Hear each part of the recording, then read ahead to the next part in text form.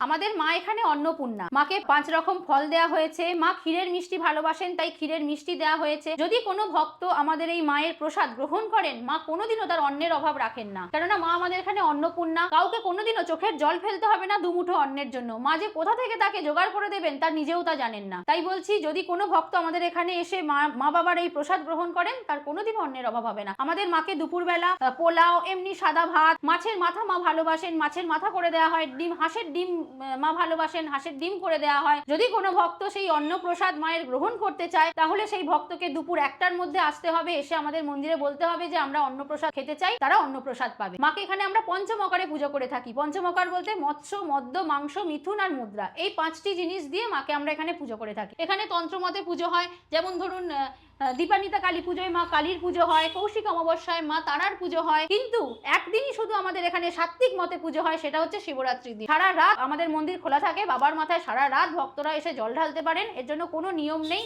কোনো বাধা নেই। যে যেরকম ভাবে পারবেন তার সাধ্য মতন জিনিস এনে বাবার কাছে জল ঢেলে যেতে পারবেন। এখানে বাবা মা খুবই জাগ্রত, সবার মনস্কামনা পূর্ণ করবে।